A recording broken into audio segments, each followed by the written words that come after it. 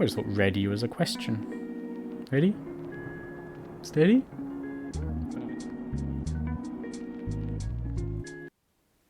Hi, and welcome to another episode of Mr. Bench's Book Reviews. What's in the box today? Getting the hang of opening it now.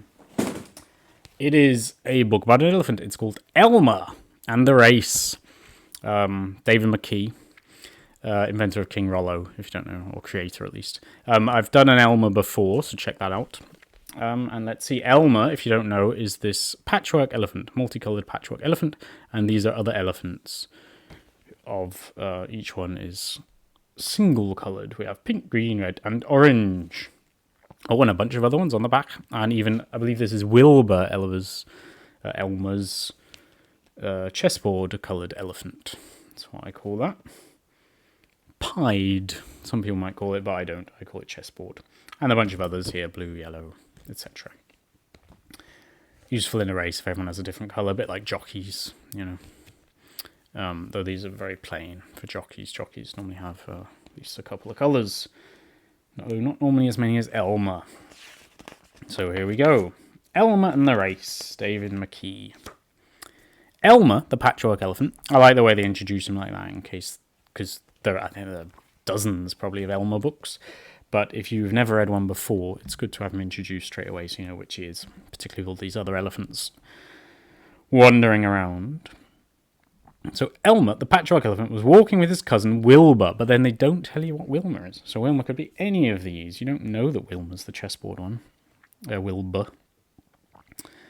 Anyway, when a group of noisy young elephants came charging past. Now these young elephants are all grey, which could lead you to the conclusion that an elephant only takes on checked or patchwork colours when it matures, and the pachyderms are grey, and then they grow into different colours, because I think that's not an unreasonable thing to think, though I think it is nonsense in this case. But it's possible, maybe you have like a coming-of-age ceremony where you get your colours, or colour. Anyway, they were noisy and young. "What's going on?" Elmer asked. "We were seeing who's the fastest," said one. "And it was me." "It wasn't, it was me," said another. Well, then they haven't identified who's the fastest if they can't agree. There's one who seems to be at the front, but maybe he left earlier. You know, so maybe at a shorter distance. I believe speed is distance over time. So those are what you need to know if you want to see who's the fastest. You need distance and time for each elephant. "You both cheated," said a third. Oh dear, if cheating is involved, then that could mess up your formula. "It wasn't a proper race." "Let's have a proper race," said Wilbur. Oh, Wilbur's joining in then. Or was Wilbur in the race? No, Wilbur was just walking. That's actually quite cute. I hadn't noticed that. The 1, 2, 3, 4, 5th, 6th word is walking. So Elmer and Wilbur are walking. And that sounds normal, but then it contrasts very clearly with the charging that the other elephants do. That's what you get with one of these top authors. "Let's have a proper race," said Wilbur. "We need to tell the other animals and decide the course," said Elmer. "We'll have the race next week." That gives them probably a few days to prepare, so that's good. I don't know why they need to tell the other animals. I don't know if they're going to join in or if they're just going to be some sort of audience. I don't know how they're going to define proper race. Anyway, now Wilbur is chatting to some other animals, namely some crocodiles. "It was a busy, noisy week. The other animals promised to come and watch." Okay, so they're not racing, they're just watching. There was always one or other of the young elephants practicing and older elephants cheering them on. Okay, so it's only going to be the young elephants, these grey ones, who actually do the racing, I guess. This is fun. This is exciting. Everyone loves a competition. On the day, 9 elephants turned up to race. It doesn't say how many had registered, if any were ill or anything. Each racer was decorated a different colour. Oh, these are temporary decorations. Look here, they're painting each other. One's painting one blue and one's painting one red. Blue moaned about being blue, so Red agreed to swap with him. Finally, they were ready. Okay, and they've each given each other names based on their colours. Okay, so you can tell them apart and possibly run some sort of book. So we've got... Should we just check there are 9? I expect there will be.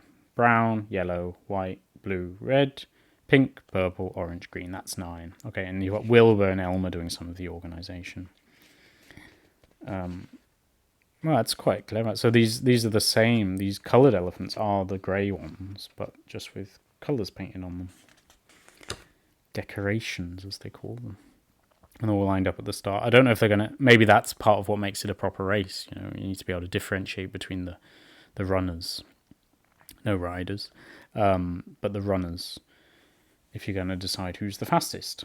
There are a bunch of other grey elephants watching, though. It's not just other animals, meaning other species of animal. Good luck, said Elmer. Remember, it's not just who is fastest or slowest, but how you run the race. Well, that's a weird criterion. So you can win even if you're not fastest, if you run in a particular way, but that's not explained. I guess he means not cheating, but they haven't explained to us what cheating, like what the rules are. Ready, he called. I always thought ready was a question. Ready? Steady? But no, it's ready, so it's a command. Get ready. Get steady. And then Wilbur says steady.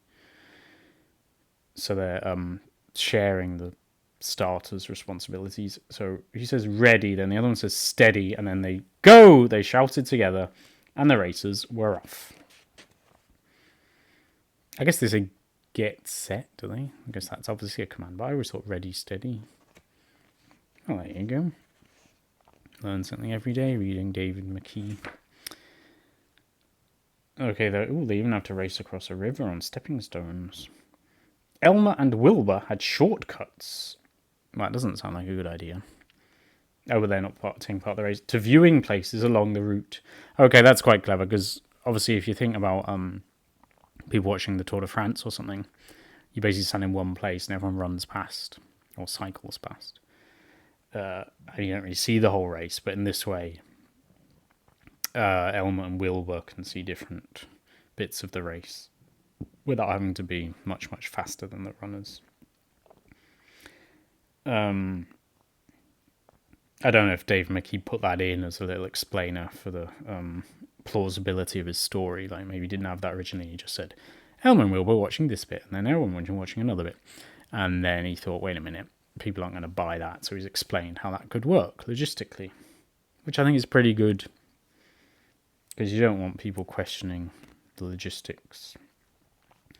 The first was the river, where Brown was well ahead of the others. The crocodiles cheered. Brown has started fastest, said Wilbur. So he's like commentating. I don't know, so he's just whispering to the crocodiles. There's still a long way to go, said Elmer. So like one of these commentary box duos. I don't know if there's a main commentator and then a so-called expert. That would be Elmer, I said. Brown is being very matter-of-fact, and Elmer's... Well, I mean, there's still a long way to go is also just a fact, but it implies that someone else may catch up. Pink is leading the pursuivants, the pursuing group. Next, it was Monkey Corner, which seems to be full of monkeys and trees. I can't really tell who's in the lead here. The cheeky monkeys confused the racers by throwing fruit and shouting, that way, no, this way. Well, they could have avoided that if it's meant to be a proper race. Faster, faster, turn here. Pink and Violet went off in the wrong direction, while the others caught up with Brown. Oh dear, that's a shame for Pink and Violet. Are they going to be DQ'd for going off course? Not sure. After that, there was a hill. At the top, Yellow was ahead, with Green close behind. Yellow's a climbing expert, then. Pink and Violet are still lost, chuckled Elmer. Well, he's laughing. Maybe it was, maybe he and Wilbur, when they say proper race, they just mean hilarious race that we will be able to amuse ourselves watching. Because if they're actually trying to just determine who the fastest elephant is, then having people go in the wrong direction doesn't seem very helpful. But the elephants all seem to be enjoying themselves. Well, I guess Pink and Violet aren't shown here. They're probably not enjoying themselves very much at all if they're lost. At Red Rock Pass. Oh, Green has fallen over. Yellow deliberately tripped Green as she tried to overtake. Well, that must be cheating. Cheat! Cheat! And I think that's not a command. That is probably an exclamation. Having identified that as an act of cheating by Yellow. Green was hurt, and White stopped to help her. Lucky we saw that, said Wilbur. So they're going to disqualify Yellow, I guess. Or at least dock her some time.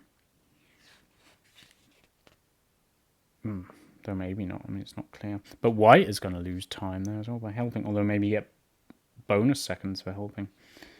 They really haven't explained the rules. You could put like a little annex with the official rules of proper racing. That might be quite a funny thing to do, though probably beyond the scope of this kind of book. Something you might get in fanfic. I don't know if there's much Elmer fanfic. Where are we now? Elmer and Wilbur reached the last viewing place with some snarling hippopotamuses, by the looks of it. Just as Orange prepared to pass Yellow. So there's quite a lot of overtaking and catching up and stuff. Yellow was ready to trip him up, as he had Green. Sorry, I guess I misgendered Yellow earlier. I said she. Boo! Shouted the hippos. Blue saw his chance and passed them both. So Yellow's been distracted trying to cheat and been overtaken by Blue. Yellow is disqualified, said Elmer. I don't know if that's just for this second infringement, the second attempted trip, or if that's just a delayed disqualification based on the first trip. I mean, the hippos probably didn't realise that, because they haven't been going around the different viewing places. So maybe they didn't know that Yellow tripped Green out. Green is still right out of it. Anyway, well, Yellow's out of it then. So that means it's Blue first, then Orange, technically in second, and Red in third. Red has a chance at the podium. Blue stayed ahead and won. Well done. Didn't sprint off too early then. That would be me if I hadn't changed colour, said Red. Well, that's a very interesting comment. And it's almost like if you have a brain transplant, which person is you and which person is the previous person. But I don't think Red. I mean, your identity doesn't transfer just with your clothes, which is effectively what this paint is. He's probably just kind of joking. Pink and Violet arrived together, laughing too much to run. Oh, they're laughing about going the wrong way. Well, okay, well, they're not upset then. Though it could be this thing where you just basically have a mental breakdown and burst into laughter because you just no point trying. Oh, Yellow looks quite melancholy, remorseful. Last was injured Green. Oh, they didn't tell us Green had been injured, with White helping her. Yellow was ashamed and went to say sorry. Well, it's easy to be ashamed once you've been disqualified. I reckon if Yellow had won, he might have been quite happy with his gold medal. Now for the medals, said Wilbur. Now, and they said that thing about how you race. So it's possible we're going to get some medals for elephants who weren't in the top 3. Excuse me, coughing a bit. Well, said Elmer, Blue gets the medal for finishing first, and Orange for finishing second. Without a second, you can't have a first. Is that something? Is that saying, well done second, you've enabled someone to be better than you? There are also medals for the fastest starter. Who was that? Was that Brown? Probably Brown's third here. The bravest, I don't know who that was, the kindest and the unluckiest. Oh, brave is the one who injured, kind is the one who helped, unluckiest is Red for some reason. There are 2 for funniest and 1 for the sorriest, who used to be the naughtiest. Oh, sorry about this. Might cut out some of this coughing. Another day we might have another story. 3 cheers for all of you. I'm not sure why Red was the bravest. No, bravest was Green. Red was unlucky. Oh, unlucky because he changed colour, I guess. Maybe the paint does affect your speed. 3 cheers for all of you. They don't do a load of hip hip hooraying. But that's it. Well, that's very nice. That's the whole everyone gets a medal thing. Nice having a race like that. There is a race at one point in the book I wrote called Oslo. Check that out if you want to. There's a trailer I can link to. But I won't tell you exactly what happens. But certain similar, no, I wouldn't say parallels, but there are some things going on there. So that's fun. I enjoyed that. I'm not sure. I don't really want to say if that was better or worse than the other Elmer book. I think it was probably more enjoyable. I mean, I like a good race. You know, I'm follow sport and I sometimes play games that involve racing. So maybe that just appealed more to my sensibilities. The other one's about a big bird. I'm not that into big birds necessarily. So I think that's probably why I liked it. It doesn't necessarily mean the other book was worse, but this was quite fun. And everyone gets a medal at the end, you know. I mean, I don't know why the naughtiest gets a medal. Unless it's a medal of shame that he's forced to wear around his neck so that people can identify him as one to be wary of. But no, good work. They read nicely, nice colouring. I really liked, I will pick it out again, I did mention it, but the point where he says they had made shortcuts so they could view different bits of the course. Because that's exactly the kind of thing that someone might pick up on in like the edit process and be like, how are they going to do that? But they put in that little sentence and then you don't have these questions anymore. And you consider McKee to be a reliable witness and a reliable narrator, which is what you want in a children's book like this. You don't really want to be questioning the veracity of what's in front of you. So on that note, I will say thank you, and do join me again for another of Mr. Bench's book reviews. Bye!